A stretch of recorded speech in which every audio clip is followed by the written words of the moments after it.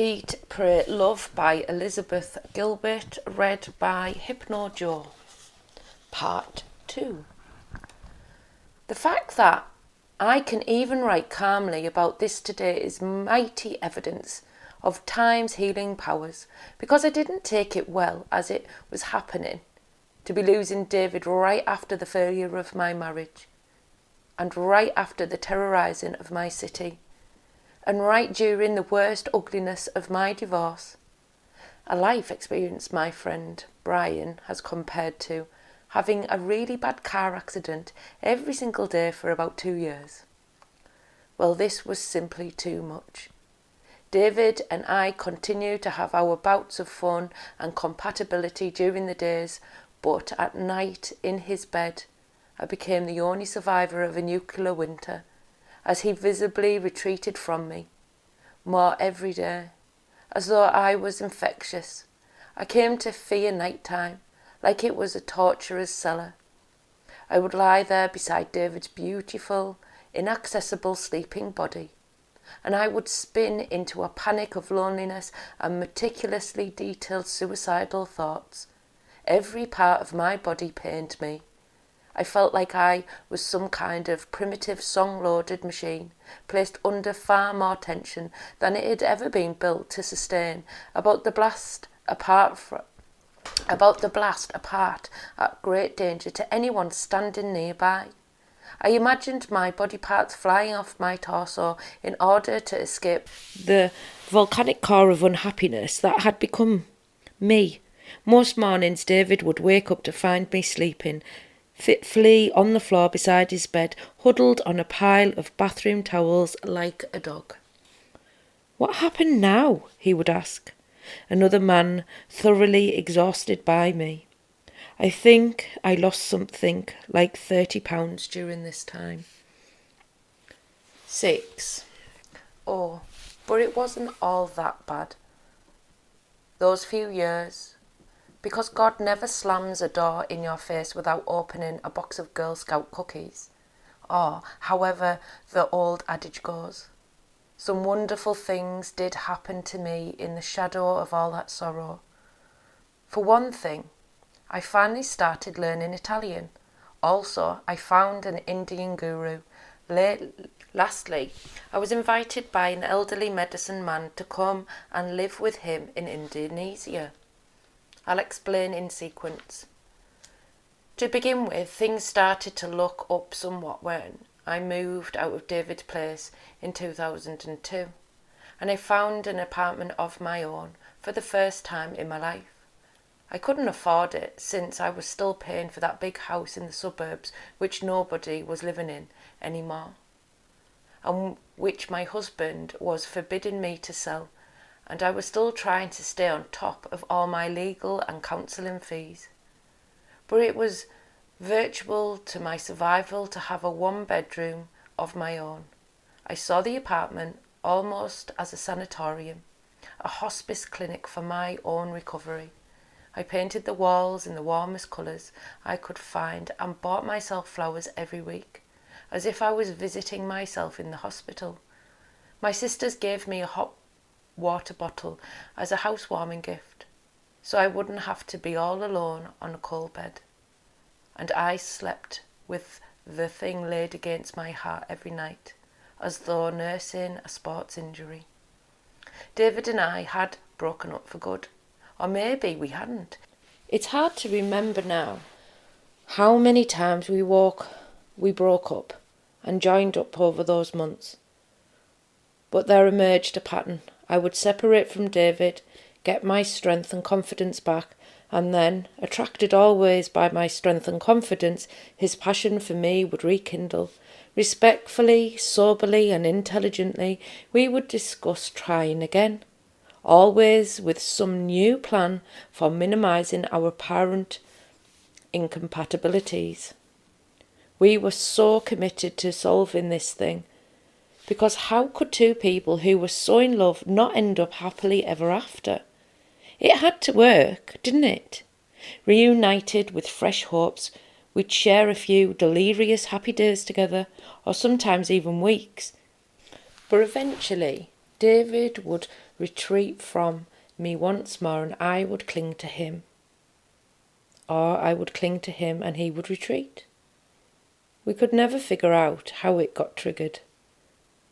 And I'd end up destroyed all over again, and he'd be gone. David was catnip and kryptonite to me. But during those periods when we were separated, as hard as it was, I was practicing living alone. And this experience was bringing a nascent inferior self. I was beginning to sense that, even through my life, still looked like a multi-vehicle accident in the New Jersey Turnpike during the holiday traffic. I was tottering on the brink of becoming a self-governing individual when I wasn't feeling suicidal about my divorce or suicidal about my drama with David. I was actually feeling kind of delighted about all the compartments of time and space that were appearing in my days, during which I could ask myself the radical new question, what do you want to do, Liz? Most of the time, still so troubled from bailing out my marriage, I didn't even dare to answer the question, but just thrilled privately to its existence. And when I finally started to answer, I did so cautiously. I would only allow myself to express a little baby step once, like, I want to do a yoga class. I want to leave this party early so I can go home and read a novel. I want to buy myself a new pencil box. Then there would always be that one weird answer that came every time. I want to learn how to speak Italian. For years I'd wished I could speak Italian, a language I find more beautiful than roses, but I could never make the practical justification for studying it. Why not just bone up on the French or Russian I already studied years ago, or learn to speak Spanish, the better to help me communicate with millions of my fellow Americans? What was I going to do with Italian? It's not like I was going to move there. It would be more practical to learn how to play the accordion. But why must everything always have a practical application? I've been such a diligent soldier for years, working, producing, never missing a deadline, taking care of my loved ones, my gums and my credit record, voting, etc. In this lifetime, supposed to be about duty. In this dark period of loss, did I need any justification for learning Italian other than it was the only thing I could imagine bringing me any pleasure right now? And it wasn't that outrageous a goal, anyway. To want to study a language, it's not like I was saying at age 32, I want to become the principal ballerina for the New York City Ballet. Studying a language is something that you can actually do. So I signed up for a class at one of those continuing education places, otherwise known as night school for the divorced ladies. My friends thought this was hilarious. My friend Nick asked, "Why are you studying Italian?" So that, just in case Italy ever invades Ethiopia again, and is actually successful this time, you can brag about knowing the language that's spoken in 2 whole countries. But I loved it. Every word was singing sparrow, a magic trick, a truffle for me. I would slosh home through the rain after class, draw a hot bath and lie there in the bubbles reading the Italian dictionary aloud to myself, taking my mind off my divorce pressures and my heartache. The words made me laugh in delight. I started referring to my cell phone as il mio telefono, my tinsy little telephone. I became one of those annoying people who always said, "Ciao, Oni."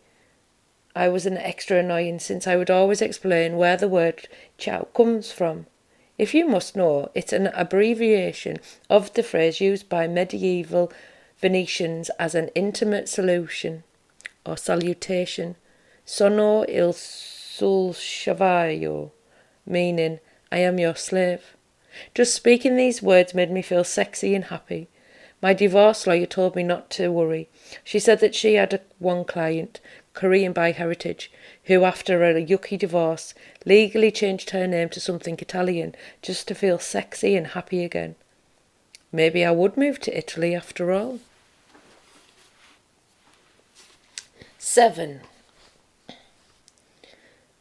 The other notable thing that was happening during that time was the newfound adventure of spiritual discipline, aided and abetted, of course, by the introduction into my life of an actual living Indian guru, for whom I will always have David to thank.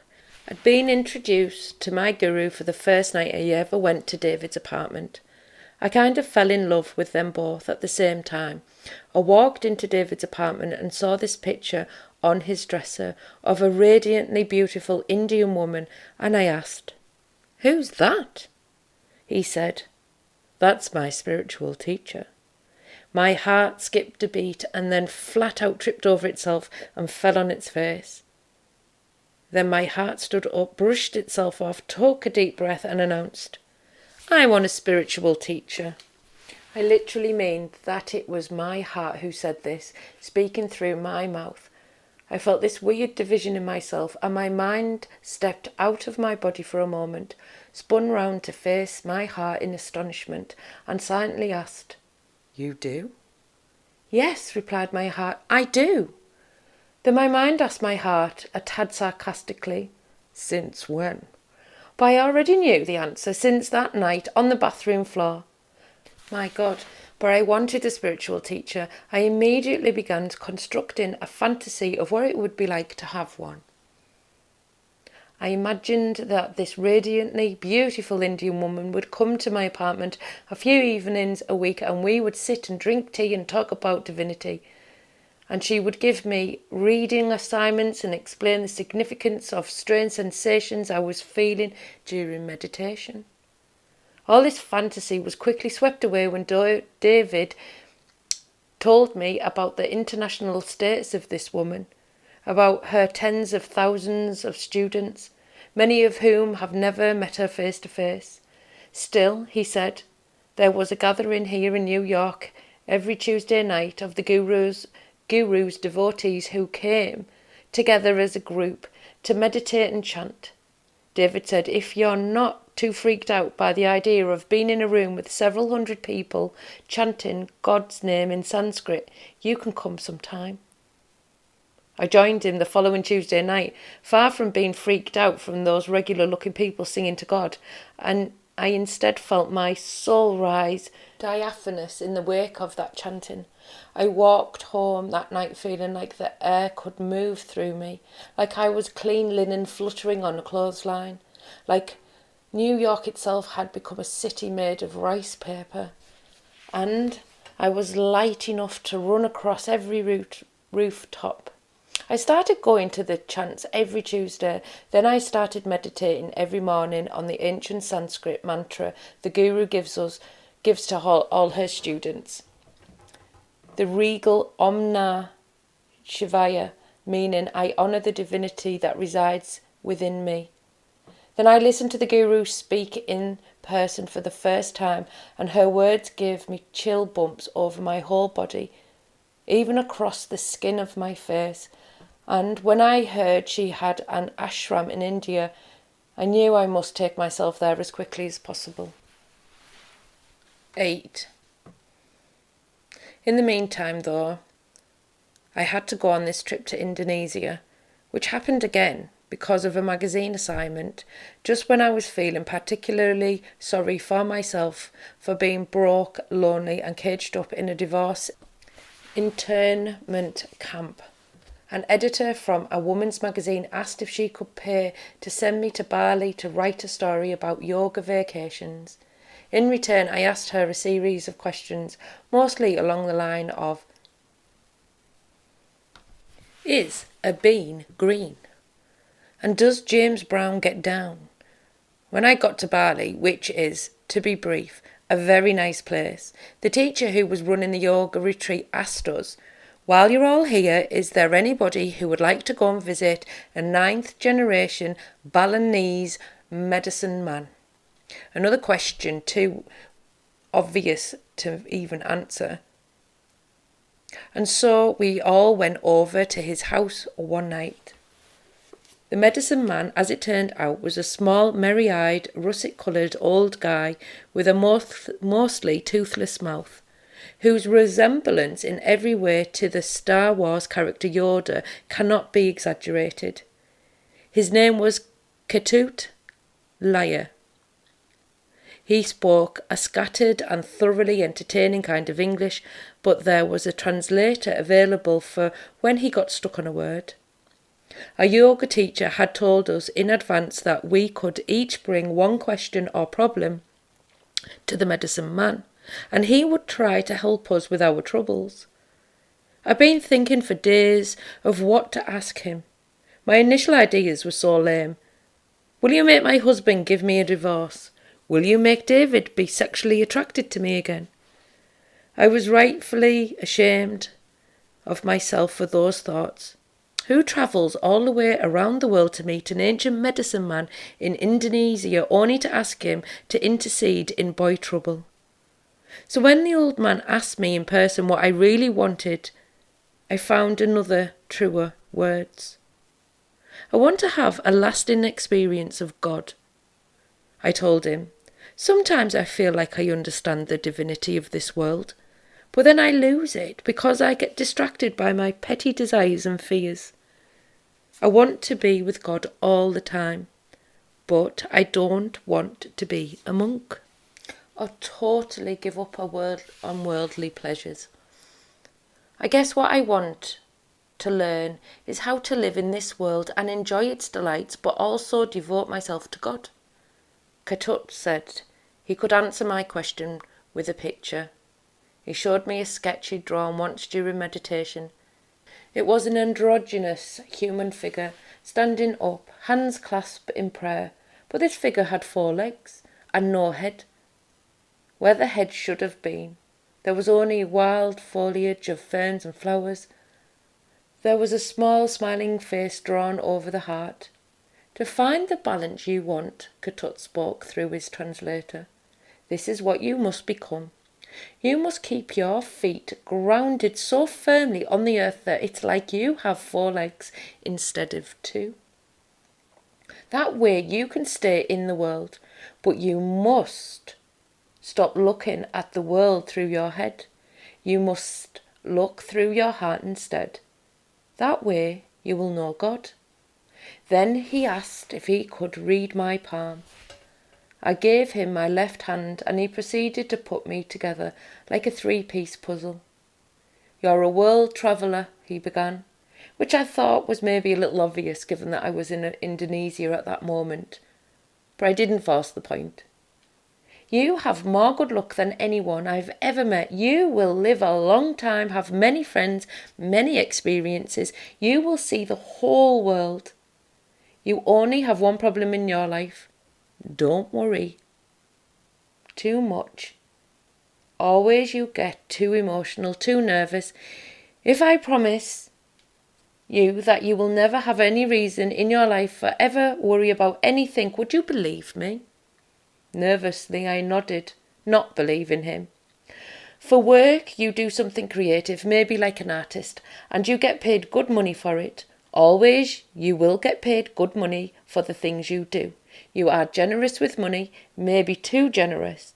Also one problem, you will lose all your money at once in your life. I think maybe that will happen soon. I think maybe it will happen in the next 6 to 10 months, I said, thinking about my divorce. Ketut nodded as if to say, yeah, that sounds about right.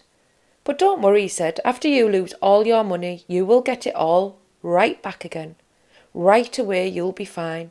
You will have 2 marriages in your life, one short, one long, and you will have 2 children.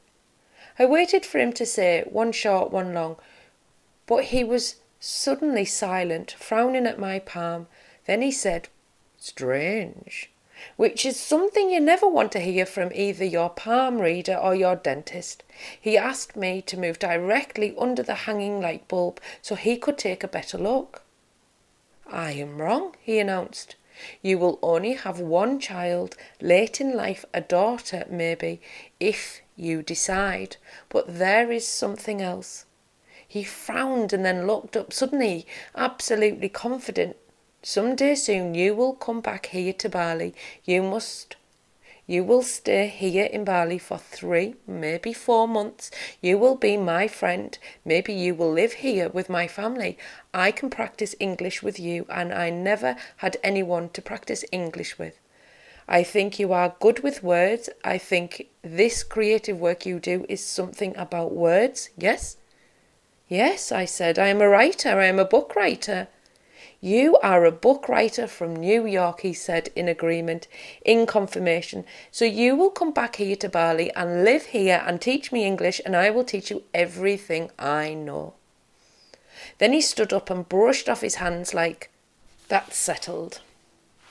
I said, if you're serious, mister, I'm serious. He beamed at me toothlessly and said, see you later, alligator. 9. Now, I'm the kind of person who, when a 9th generation Indonesian medicine man tells you that you're destined to move to Bali and live with him for 4 months, thinks you should make every effort to do that. And this, finally, was how my whole idea about this year of travelling began to gel. I absolutely needed to get myself to Indonesia somehow, on my own dime this time. This was evident, though I couldn't yet imagine how to do it, given my chaotic and disturbed life.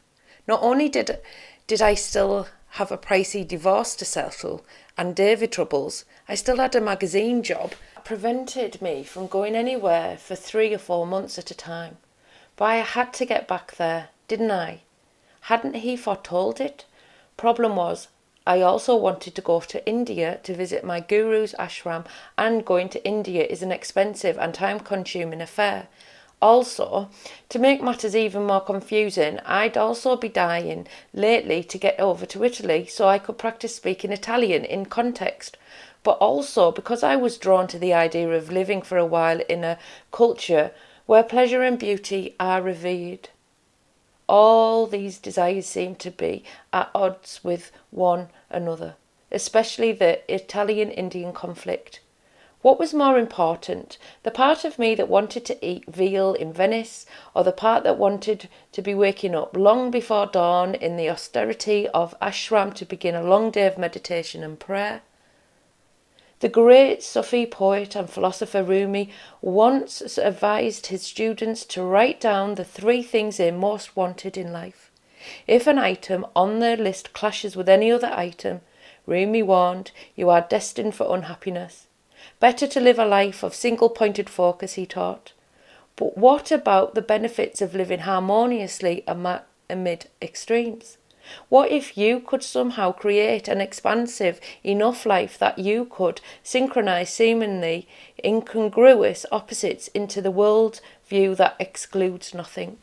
My truth was exactly what I'd said to the medicine man in Bali. I wanted to experience both. I wanted worldly enjoyment and divine transcendence, the dual glories of human life. I wanted what the Greeks called kalos ke agathos, the singular balance of good and the beautiful. I've been missing both during these last hard years because both pleasure and devotion required a stress-free space in which to flourish, and I'd been living in a giant trash compactor of non-stop anxiety. As for how to balance the urge for pleasure against the longing for devotion, well, surely there was a way to learn that trick, and it seemed to me, just from my short stay in Bali, that I could learn this from the Balinese, maybe even from the medicine man himself. 4 feet on the ground, a head full of foliage, looking at the world through the heart. So I stopped trying to choose Italy, India or Indonesia, and eventually just admitted that I want to travel to all of them, 4 months in each place, a year in total. Of course, this was slightly more ambitious dream than I want to buy myself a new pencil box, but this was what I wanted, and I knew that I wanted to write about it. It wasn't so much that I wanted to thoroughly explore the countries themselves. This has been done.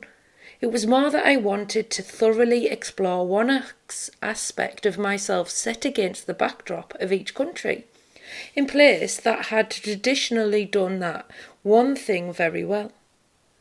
I wanted to explore the art of pleasure in Italy, the art of devotion in India, and in Indonesia, the art of balancing the two.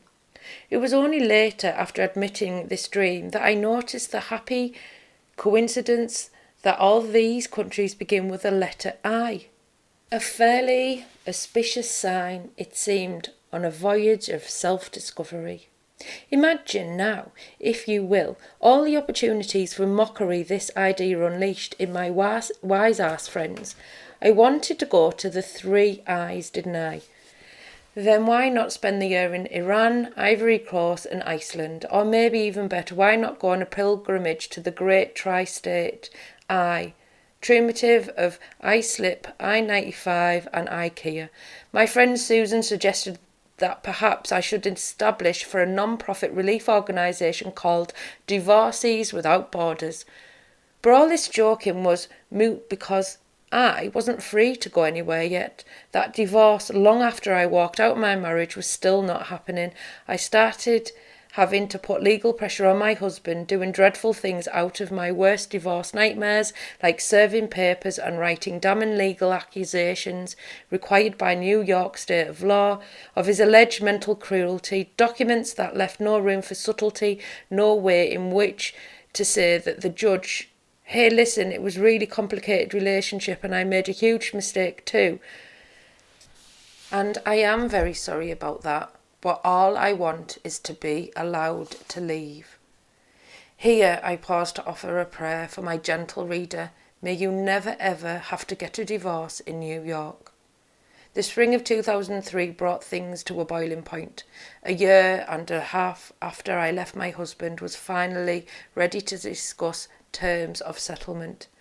Yes, he wanted cash and the house and the lease on the Manhattan apartment, everything I'd been offering the whole while. But he was also asking for things I never even considered. A stake in the royalties of a book I'd written during the marriage, a cut of possible future movie rights to my book, a share of my retirement accounts, etc. And here I had to voice my protest at last. Months of negotiation ensued between our lawyers. A compromise of all sorts inched its way to the table, and it was starting to look like my husband might actually accept a modified deal. It would cost me dearly, but a fight in the courts would be indefinitely more expensive and time-consuming, not to mention soul-corroding. If he signed the agreement, all I had to do was pay and walk away, which would be fine with me at this point. Our relationship now thoroughly ruined, with even civility destroyed. Between us, all I wanted anymore was the door. The question was, would he sign? More weeks passed as he contested more details. If he didn't agree to this settlement, we'd have to go to trial. A trial would almost certainly mean that every remaining dime would be lost in legal fees. Worst of all, the trial would mean another year, at least, of all this mess. So whatever my husband decided, and he still was my husband after all, it was going to determine yet another year of my life. Would I be travelling alone through Italy, India and Indonesia?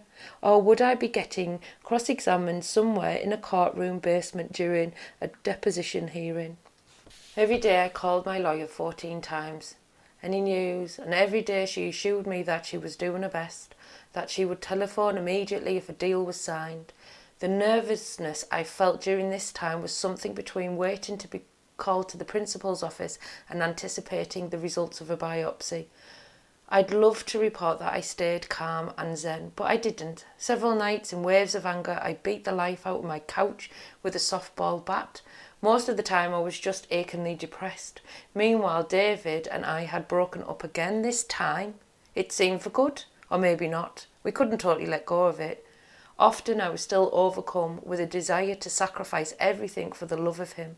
Other times I had quite opposite instinct, to put as many continents on oceans as possible between me and this guy, in the hope of finding peace and happiness. I had lines on my face now, permanent incisions dug between my eyebrows from crying and worrying. And in the middle of all that, a book that I had written a few years earlier was being published in paperback, and I had to go on a small publicity tour. I took a friend, Ivor, with me for company. Ivor is my age, but grew up in Beirut, Lebanon, which means that while I was playing sports and auditioning for musicals in Connecticut middle school, she was cowering in a bomb shelter 5 nights out of 7, trying not to die. I'm not sure how all this early exposure to violence created someone who's so steady now, but Ivor is one of the most calmest souls I know. Moreover, she's got what I call the bat phone to the universe, some kind of Ivor-only, open round-the-clock special channel to the divine. So we were driving across Kansas, and I was in my normal state of sweaty disarray over the divorce deal. Will he sign? Will he not sign? And I said to Ivor, I don't think I can endure another year in court. I wish I could just get some divine intervention here. I wish I could write a petition to God asking him to end this thing. So why don't you?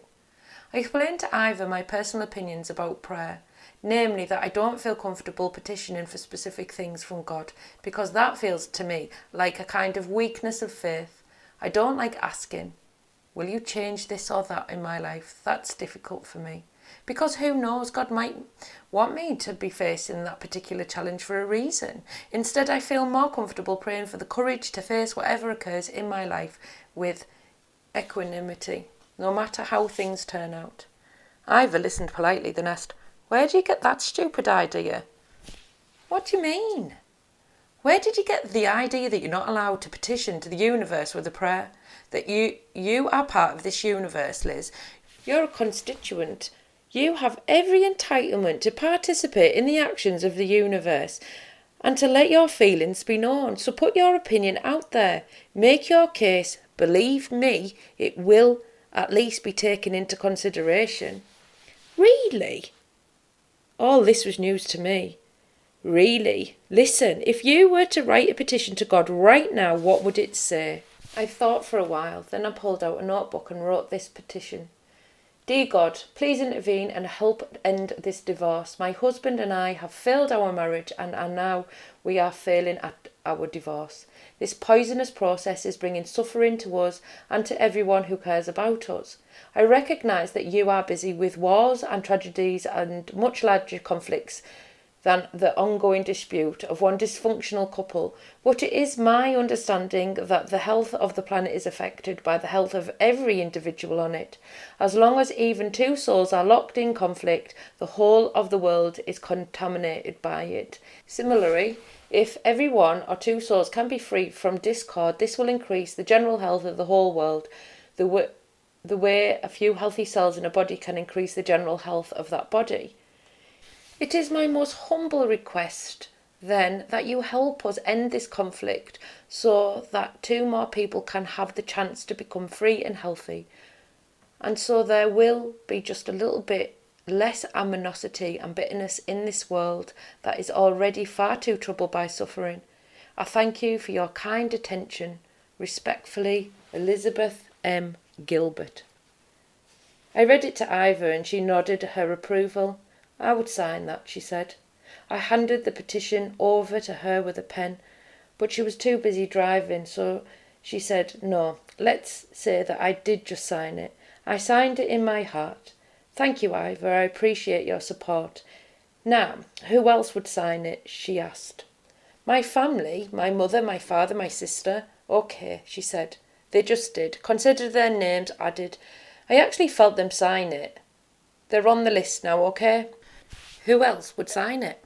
Start naming names. So I started naming names of all the people I thought would sign this petition. I named all my close friends and some family members and some people I worked with. After each name, Ivor would say with assurance, yep, he just signed it or she just signed it. Sometimes she would pop in with her own signatories, like my parents would sign it. They raised their children during a war. They hate useless conflict. They'd be happy to see your divorce end. I closed my eyes and I waited for more names to come to me. I think Bill and Hillary Clinton just signed it, I said. I don't doubt it, she said. Listen, Liz, anybody can sign this petition. Do you understand that? Call on anyone, living or dead, and start collecting signatures. St. Francis of Assisi just signed it. Of course he did. Ivor smacked her hands against the steering wheel with certainty. Now I was cooking. Abraham Lincoln has just signed it, and Gandhi and Mandela and all the peacemakers, Eleanor Roosevelt, Mother Teresa, Bono, Jimmy Carter, Muhammad Ali, Jackie Robinson and the Dalai Lama. And my grandmother who died in 1984, and my grandmother who's still alive, and my Italian teacher, and my therapist, and my agent, and Martin Luther King Jr., and Katharine Hepburn, and Martin Scorsese, which you wouldn't necessarily expect, but he's still nice of him. And my guru, of course, and Joanne Woodward, and Joan of Arc, and Miss Carpenter, and my 4th grade teacher, and Jim Henson. The names spilled from me. They didn't stop spilling for almost an hour, and as we drove across Kansas. And my petition for peace stretched into page after invisible page of supporters. Ivor kept confirming, yes, he signed it, yes, she signed it, and I became filled with a grand sense of protection, surrounded by the collective goodwill of so many mighty souls. The list finally wound down, and my anxiety wound down with it. I was sleepy. Ivor said, "Take a nap, I'll drive." I closed my eyes. One last name appeared. Michael J. Fox just signed it, I murmured, then drifted into sleep. I don't know how long I slept, maybe only for 10 minutes, but it was deep. When I woke up, Ivor still was driving. She was humming a little song to herself. I yawned, my cell phone rang. I looked at the crazy little telefonio, vibrating with excitement in the ashtray of the rental car. I felt disorientated, kind of stoned from my nap, suddenly unable to remember how a telephone works. "Go ahead," Ivor said, already knowing. "Answer the thing." I picked up the phone, whispered hello. "Great news," my lawyer announced from a distant New York City. He just signed it. 10.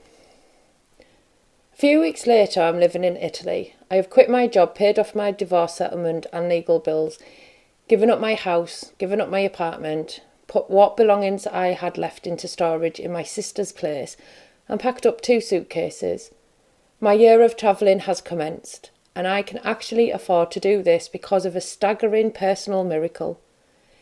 In advance, my publisher has purchased the book I shall write about my travels. It all turned out, in other words, just as the Indonesian medicine man who had predicted. I would lose all my money and it would be replaced immediately, or at least enough of it to buy me a year of life. So now I am a resident of Rome. The apartment I found is a quiet studio in a historic building, located just a few narrow blocks from Spanish Steps, draped beneath the graceful shadows of an elegant Borges Gardens, right up on the street from the Piazza del Popolo, where the ancient Romans used to race their chariots. Of course, this district doesn't quite have the sprawling grandeur of my old New York City neighbourhood, which overlooked the entrance of the Lincoln Tunnel, but still, it will do.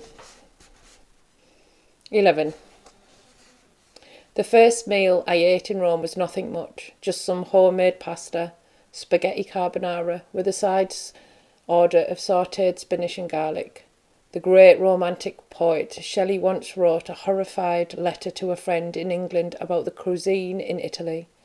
Young women of rank actually eat, you will never guess what, garlic. Also, I had 1 artichoke, just to try it. The Romans are awfully proud of their artichokes. Then there was a pop surprise bonus side order bought by the waitress for free. A serving of fried zucchini blossoms with a soft dab of cheese in the middle, prepared so delicately that the blossoms probably didn't even notice they weren't on the vine anymore. After the spaghetti, I tried the veal. Oh, and also I drank a bottle of house red, just for me, and I ate some warm bread with olive oil and salt. Tiramisu for dessert. Walking home after that meal around 11 p.m, I could hear noise coming from one of the buildings on my street. Something that sounded like a convention of 7-year-olds. A birthday party, maybe. Laughter and screaming and running around. I climbed the stairs to my apartment, lay down in my new bed and turned off the light.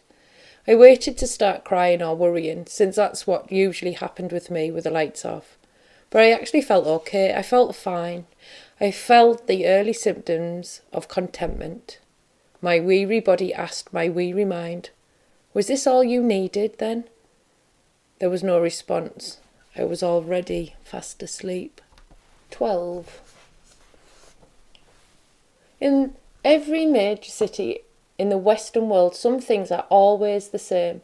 The same African men are always selling knockoffs of the same designer handbags and sunglasses, and the same Guatemalan musicians are playing "I'd rather be a sparrow than a snail" on their bamboo windpipes.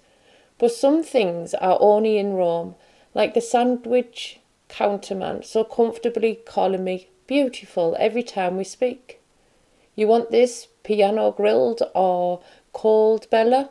Or the couples making out all over the place, like there is some contest for it, twisting into each other on benches, stroking each other's hair and crotches, nuzzling and grinding ceaselessly. And then there are the fountains. Pliny, an elder, wrote once, "If anyone will consider the abundance of Rome's public supply of water for baths, cisterns, ditches, houses, gardens, villas, and take into account the distance over which it travels, the arches reared, the mountains pierced, the valleys spanned, he will admit that there never was anything more marvellous in the whole world." A few centuries later, I already have a few contenders for my favourite fountain in Rome. One is the Villa Borghese. In the centre of this fountain is a frolicking bronze family. Dad is a faun and Mum is a regular human woman. They have a baby who enjoys eating grapes. Mum and Dad are in strange position, facing each other, grabbing each other's wrists, both of them leaning back. It's hard to tell whether they are yanking against each other in strife or swinging around merrily, but there's a lot of energy there. Either way, Junior sits perched atop their wrists, right between them, unaffected by the merriment or strife, munching on his bunch of grapes, his little cloven hoofs dangled below him as he eats. He takes after his father.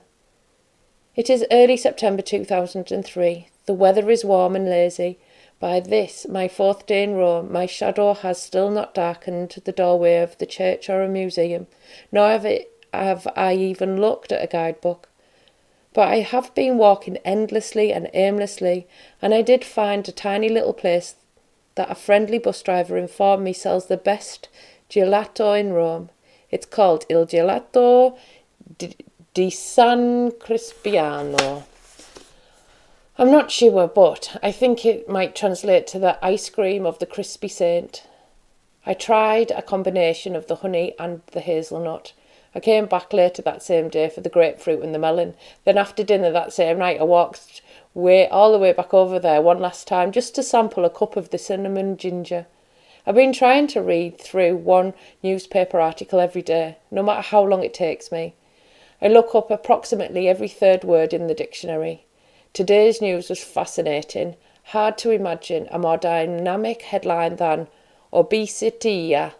I bambina italiano son e più grassi d'Europa."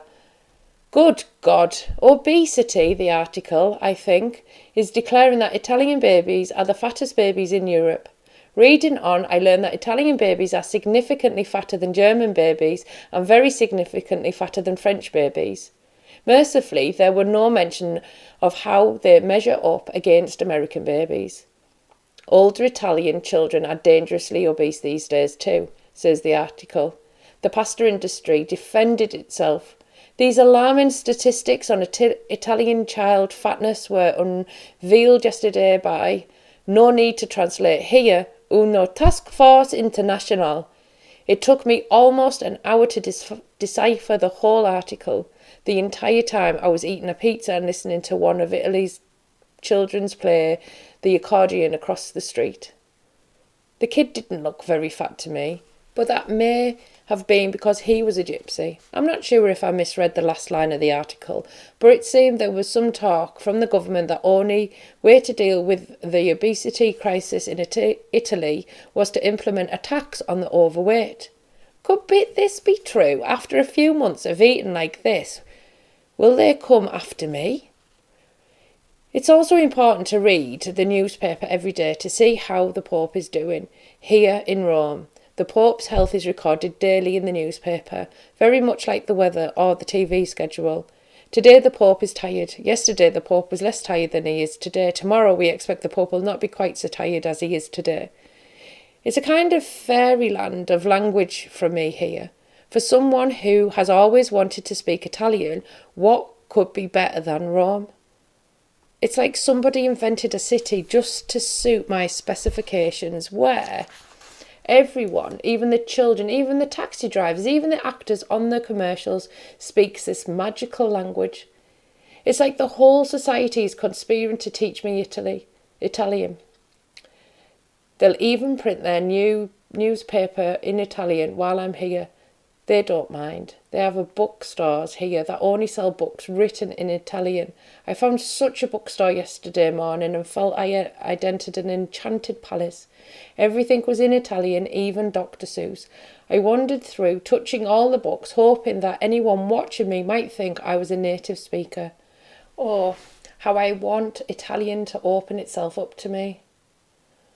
This feeling reminded me of when I was 4 years old and I couldn't read yet, but was dying to learn. I remember sitting in the waiting room of the doctor's office with my mother, holding a Good Housekeeping magazine in front of my face, turning the pages slowly, staring at the text and hoping the grown-ups in the waiting room would think I was actually reading. I haven't felt so starved for comprehension since then. I found some works by American poets in that bookstore, with the original English version printed on one side of the page and the Italian translation on the other. I bought a volume by Robert Lowell, another by Louise Gluck. There are spontaneous conversation classes everywhere. Today I was sitting on a park bench with a tiny old woman in a black dress came over, roosted down beside me and stared, bossing me around about something. I shook my head, muted and confused. I apologised, saying in very nice Italian, "I am sorry, but I do not speak Italian." And she looked like she would have smacked me with a wooden spoon if she had one. She insisted, "You do understand." Interestingly, she was correct. That sentence I did understand. Now she wanted to know where I was from. I told her I was from New York and asked where she was from. Duh, she was from Rome. Hearing this, I clapped my hands like a baby. Ah, Rome, beautiful Rome, I love Rome, pretty Rome. She listened to my primitive rhapsodies with scepticism. Then she got down to it and asked me if I was married. I told her I was divorced. This was the first time I said it to anyone, and here I was saying it in Italian. Of course she demanded, "Perché?" Well, why? Is a hard question to answer in any language. I stammered, then finally came up with, "L'abbiamo rotti." We broke it. She nodded, stood up, walked up the street to her bus stop, got on her bus, and did not even turn around to look at me again.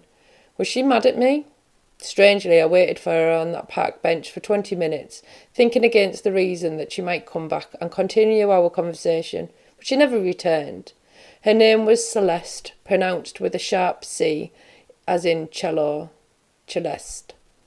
Later in that day, I found a library. Dear me, how I love a library, because we are in Rome. This library is a beautiful old thing, and within it there is a courtyard garden which you'd never have guessed existed if you'd only looked at the place from the street.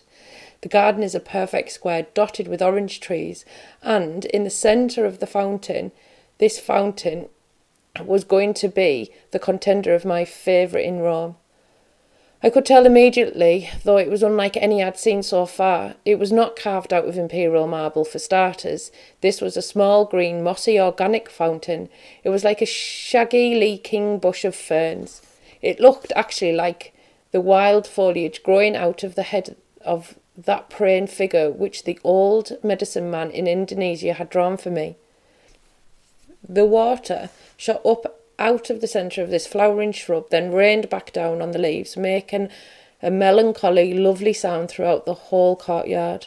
I found a seat under an orange tree and opened one of the poetry books I purchased yesterday, Louise Gluck. I read the first poem in Italian, then in English, and stopped short at this line. Dal centro del mia vita venne una grande fontana. From the centre of my life there came a great fountain. I set the book down on my lap, shaking with relief. 13. Truthfully, I'm not the best traveller in the world. I know this because I've travelled a lot and I've met a lot of people who are great at it. Real naturals. I mean travellers who are so physically sturdy they could drink a shoebox of water from a Calcutta gutter and never get sick. People who can pick up a new language where others of us might only pick up infectious diseases. People who know how to stand down a threatening border guard or cajole an uncooperative bureaucrat at the visa office. People who are the right height and complexion that they kind of look halfway normal wherever they go. In Turkey they might just be Turks. In Mexico they are suddenly Mexican. In Spain they could be mistaken for a Basque. In Northern Africa, they can sometimes pass for an Arab. I don't have these qualities. First off, I don't blend. Tall and blonde and pink complexioned, I am less a chameleon than a flamingo. Everywhere I go but Dusseldorf, I stand out garishly. When I was in China, women used to come up to me on the street and point out to their children as though I was an escaped zoo animal. And their children, who had never seen anything quite like this pink-faced, yellow-headed phantom person, would often burst into tears at the sight of me. I really hated that about China. I'm bad, or rather lazy, at researching a place before I travel, tending to just show up and see what happens. When you travel this way, what typically happens is that you end up spending a lot of time standing in the middle of the train station feeling confused or dropping way too much money on hotels because you don't know better. My shaky sense of direction and geography means I have explored 6 continents in my life, with only the vaguest idea of where I'm at any given time. Aside from my cockeyed international compass, I also have a shortage of personal coolness, which can be liability in travel. I've never learned how to arrange my face into that blank expression of competent invisibility that is so useful when travelling in dangerous foreign places. You know, that super relaxed, totally in charge expression which makes you look like you belong there, anywhere, everywhere, in the middle of a riot, in Jakarta. Oh, no. When I don't know what I'm doing, I look like I don't know what I'm doing. When I'm excited and nervous, I look excited and nervous. And when I'm lost, which is frequently, I look lost. My face is a transparent transmitter to my every thought. As David once put it, you have the opposite of a poker face. You have like a miniature golf face. And, the woes at travelling that has inflicted on my digestive tract. I don't want to open that, forgive the expression, can of worms. But suffice it to say, I experienced every extreme digestive emergency. In Lebanon, I became so explosively ill one night that I could only imagine I'd somehow contracted a Middle Eastern version of the Ebola virus. In Hungary, I suffered from an entirely different kind of bowel affliction, which changed forever the way I feel about the term Soviet bloc. But I have another bodily weakness too. My back gave out on the first day of travelling in Africa. I was the only member of my party to emerge from the jungles of Venezuela with an infected spider bite. And I ask you, I beg of you, who gets sunburn in Stockholm? Still, despite all this, travelling is the great true love of my life, and I always have felt ever since I was 16 years old and first went to Russia with my saved up babysitting money that to travel is worth any cost or sacrifice. I am loyal and constant in my love for travel, as I have not always been loyal and constant in my love for others. I feel about travel the way a happy new mother feels about her impossible, colicky, restless newborn baby. I just don't care what it puts me through, because I adore it, because it's mine, because it looks exactly like me. It can barf all over me if it wants. I just don't care. Anyway, for a flamingo, I'm not completely helpless out there in the world. I have my own set of survival techniques. I am patient, I know how to pack light, I am a fearless eater, but my one mighty travel talent is that I can make friends with anybody. I can make friends with the dead. I once made friends with a war criminal in Serbia, and he invited me to go on a mountain holiday with his family. Not that I'm proud to list Serbian mass murderers amongst my nearest and dearest. I had to befriend him for a story, and also he wouldn't punch me. But I'm just saying, I can do it. If there isn't anyone else around to talk to, I could probably make friends with a 4-foot tall pile of sheetrock. This is why I am not afraid to travel to the most remote places in the world, not if there are human beings there to meet. People asked me before I left for Italy, "Did you have friends in Rome?" And I would just shake my head, no, thinking to myself, but I will. Mostly, you meet your friends when travelling by accident, like by sitting next to them on a train or in a restaurant or in a holding cell. But these are chance encounters, and you should never rely entirely on chance. For a more systemic approach, there is still the grand old system of the letter of introduction. Today more likely to be an email, presenting you formally to the acquaintance of an acquaintance. This is a terrific way to meet people. If you're shameless enough to make the cold call and invite yourself over for dinner. So before I left for Italy, I asked everyone I knew in America if they had any friends in Rome, and I am happy to report that I've been sent abroad with a substantial list of Italian contacts. Among all the nominees on my potential new Italian friends list, I am most intrigued to meet fellow named, brace yourself, Luca Spaghetti. Luca Spaghetti is a good friend of my buddy Patrick McDevitt, whom I know from my college days, and that is honestly his name. I swear to God, I am not making this up. It's too crazy. I mean, just think of it. Imagine going through life with a name like Patrick DeVitt. Anyhow, I plan to get in touch with Luca Spaghetti just as soon as possible. 14. First, though, I must get settled into school. My classes begin today at the Leonardo da Vinci Academy of Languages Studies, where I will be studying Italian 5 days a week, 4 hours a day. I'm so excited about school. I'm such a shameless student. I lay my clothes out last night, just like I did before my first day of first grade, with my patent leather shoes and my new lunchbox. I hope the teacher will like me. We all have to take a test on that first day at Leonardo da Vinci in order to be placed in the proper level Italian classes for our abilities. When I hear this, I immediately start hoping I don't place into a level 1 class, because that would be humiliating given that I've already took a whole entire semester of Italian at my night school for divorced ladies in New York, and that I spent the summer memorising flashcards, and that I've already been in Rome a week. And I have been practising the language in person, even conversing with old grandmothers about divorce. The thing is, I don't even know how many levels this school has, but as soon as I heard the word level, I decided that I must test into level 2 at least. So it was hammering it down rain today, and I showed up to school early, like I always have. Geek. And I take the test. It's such a hard test. I can't get through even 1/10 of it. I know so much Italian. I know dozens of words in Italian, but they don't ask me anything that I know. Then there's an oral exam, which is even worse. This is a skinny Italian teacher interviewing me and speaking way too fast, in my opinion. And I should be doing so much better than this, but I am nervous. I'm making mistakes with stuff I already know, like why did I say vada a scuola instead of sono andata a scuola? I don't. I know that. In the end, it's okay though. The skinny Italian teacher looks over my exam and selects my class level at level 2. Classes begin in the afternoon, so I go to eat lunch, roasted and dived, then saunter back to the school and smugly walk past all those level 1 students who must be molto stupidio, really.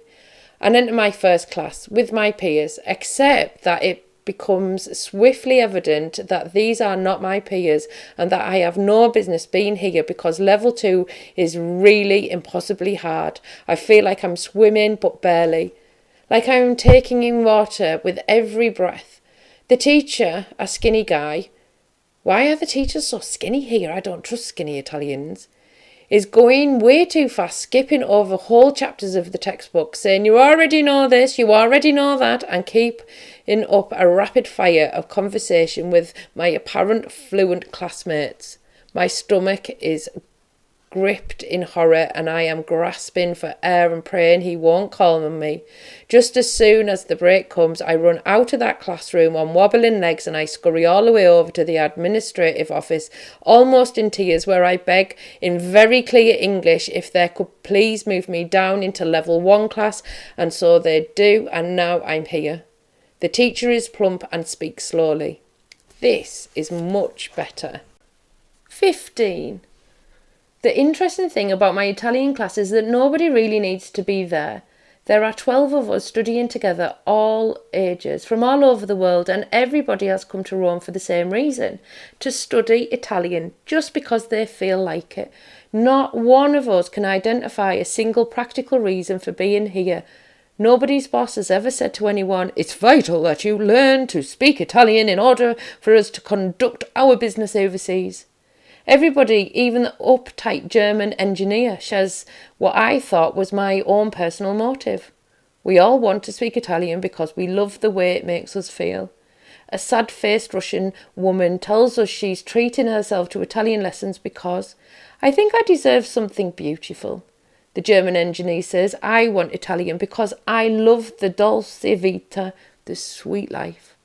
Only in his stiff, dramatic accent, it ends up sounding like he just said he loved the Deschutes Vita, the German life, which I'm afraid he's already had plenty of.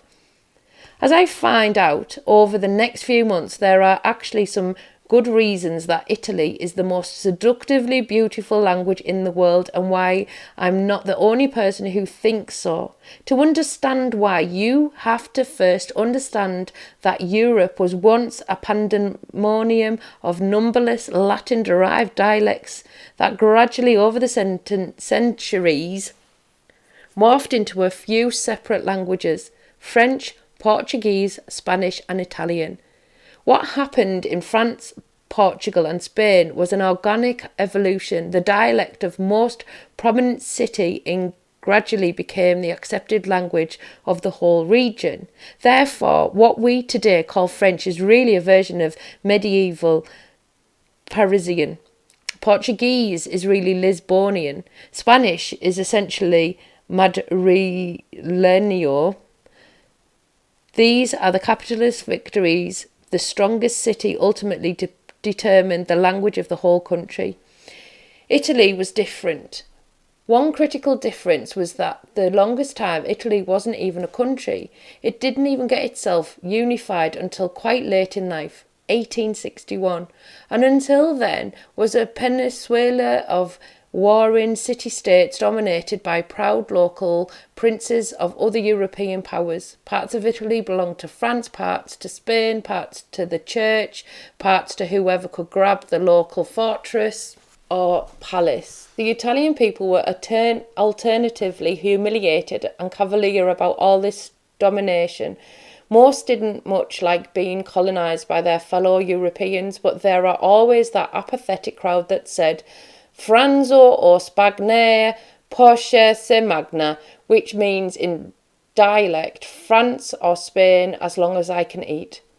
All the internal diversion meant that Italy never properly coalesced, and Italian didn't either.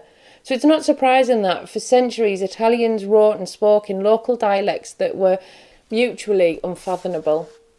A scientist in Florence could barely communicate with a poet in Sicily, or a merchant in Venice, except in Latin, of course, which was hardly considered the national language. In the 16th century, some Italian intellectuals got together and decided that this was absurd. This Italian peninsula needed an Italian language, at least in the written form, which everyone could agree upon. So this gathering of intellectuals proceeded to do something unprecedented in the history of Europe. They handpicked the most beautiful of all local dialects and crowned it Italian. In order to find the most beautiful dialect ever spoken in Italy, they had to reach back in time to 200 years, to the 14th century in Florence. What this Congress decided would henceforth be considered proper Italian was the personal language of the great Florentine poet Dante Alighieri. When Dante published his Divine Comedy back in 1321, detailing a visionary progression through hell, purgatory and heaven, he'd shocked the literature world by not writing it in Latin. He felt that Latin was corrupted, elitist language, and that the use of it in serious prose had turned literature into a harlot.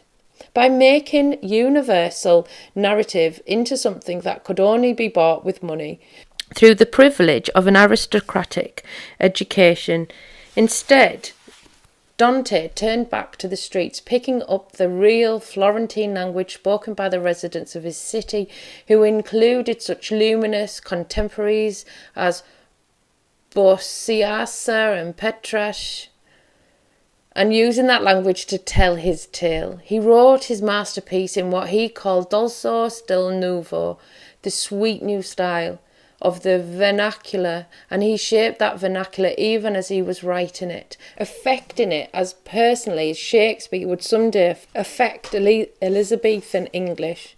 For a group of nationalist intellectuals much later on in history to have sat down and decided that Dante's Italian would now be the official language of Italy would be very much as if a group of Oxford dons had sat down one day in early 19th century and decided that from this point forward everybody in England was going to speak pure Shakespeare.